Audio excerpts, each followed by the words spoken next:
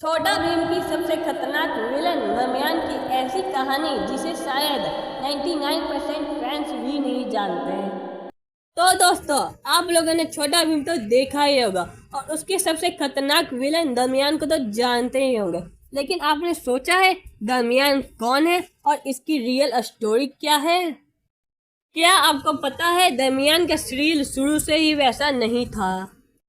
अगर आप भी दरमियान की पूरी हिस्ट्री जानना चाहते हो तो इस वीडियो के एंड तक जरूर देखना। तो चलिए चलते हैं स्टाइलिश फिल्म के स्टाइलिश वीडियो में।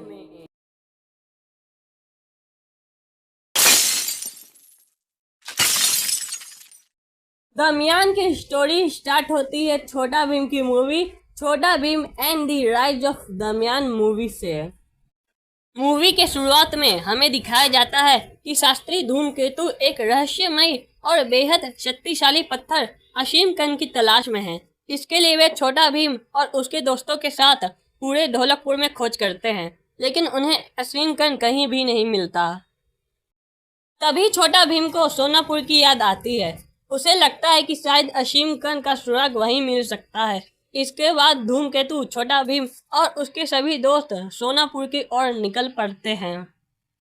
सोनापुर पहुंचने के बाद सभी लोग थोड़ा आराम करते हैं और खाना खाने लगते हैं। तभी अचानक धूमकेतु की बनाई हुई टाइम मशीन तेज आवाज के साथ बीप करने लगती है। मशीन को देखकर ढोलू भोलू घबरा जाते हैं और उसे उठाकर भागने लगते हैं। धूमकेतु भी उनके पीछे दौड़ पड़ते हैं। उसी समय छोटा भीम ढोलू भोलू को रोकने ही वाला होता है कि तभी गुरु शंभू वहां पहुंच जाते हैं। छोटा भीम उन्हें असीम कण के बारे में बताता है।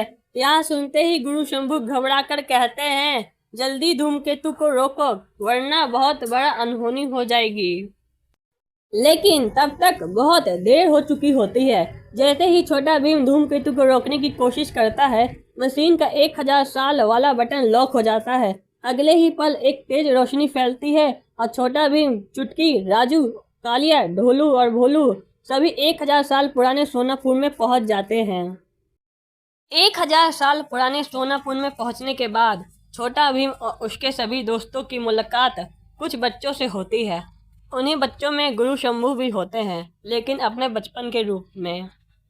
इसके बाद सभी बच्चे एक गुरुकुल में पहुंचते हैं, जहां ऋषि असीम सभी बच्चों को शिक्षा दे रहे होते हैं। तभी वहां दो लड़के आते हैं, दामू और अस्कंदी। अस्कंदी को देखकर छोटा भीम को ऐसा महसूस होता है कि उसने पहले कहीं देखा है, लेकिन उसे कुछ याद नहीं आता। इसी दौरान दामू ऋषि असीम से पूछता है, गुरुदेव क्या हमें असीम कण के बारे में बताएंगे? यह सुनते ही ऋषि असीम गंभीर हो जाते हैं और कहते हैं, नहीं, अभी इस विषय को भूल जाओ। असीम कण की शक्ति बहुत खतरनाक है। लेकिन दामू के मन में असीम कण को पाने की लालच बढ़ जाती है। एक दिन वह चुपके से ऋषि असीम की पवित्र पुस्तक का एक पन्ना फाड़ लेता है और एक चाल चलता है। वह छोटा भीम को फंसाकर असीम कण अपने हाथों में हासिल कर लेता है। यहीं से शुरू होता है असली खेल।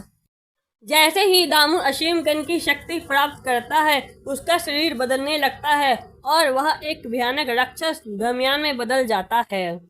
इसके बाद छोटा भीम और ऋषि असीम मिलकर दरमियान का सामना करते हैं। एक जबरदस्त युद्ध के बाद वे किसी तरह दरमियान को हरा देते हैं। भीम से हारने के बाद दरमियान बदले की आग में जलता हुआ सागरपुर पहुंचता है। वहां उसे पता चलता है कि बेहद शक्तिशाली जादुई त्रिशूल और दिव्य शंख छिपा हुआ है, जिसकी ताकत से वह फिर से अजय बन सकता है। वह चालाकी से राजकुमार और शमिका को इस शक्ति की ओर उकसाता है। राजकुमार और शमिका मिलकर एक महान यज्ञ करते हैं। यह सफल होता है और उसमें से प्रकट होता है जादुई त्रिशूल, जल चक्र और दिव्य शंख। दरमियान मौका का फायदा उठाकर त्रिशूल की शक्ति छीनने की कोशिश करता है, लेकिन शमिका दिव्य शंख की शक्ति से खुद एक शक्तिशाली रूप धारण कर लेती है। इसके बाद सागरपुर में दरमियान और राजकुमार के बीच भयंकर युद्ध होता है और अंत में दरमियान को हार का सामना करना पड़ता है। हार के बाद दरमियान भागकर सोनापुर पहुंचता है। वहां उसे मागी की किताब मिलती है, जिसके मदद से अमरता पाने की कोशिश करता है। किताब उसे अमर तो बना देती है, लेकिन उसके साथ एक भयानक शाप भी लग जाता है। वह कभी भी सोनापुर की सीमा से बाहर नहीं जा सकता। इसी कारण वह एक जादुई खाने में कैद हो जाता है। अपनी कैद से बाहर निकलने के लिए दमयान अपने मंत्री अस्कंदी के जरिए ढोलकपुर के राजा इंद्रवर्मा को फंसाता है। उसे बताया जाता है कि सोनापुर के रेगिस्तान में बहुत बड़ा खजाना छिपा है। लालच में आकर राजा इंद्रवर्मा भीम और उसके दोस्तों के साथ वहां पहुंच जाते हैं। जैसे ही वह जादुई दरवाजा खोला जाता है, सदियों से बंद दमयान आजाद हो जाता है और पूरा सोनापुर जाग उठता है। इसके बाद भीम और उसके दोस्त समय में पीछे 1000 साल अतीत में पहुंच जाते हैं। वहां वे गुरुओं और ऋषियों की मदद से कई कठिन परीक्षाओं को पार करते हैं।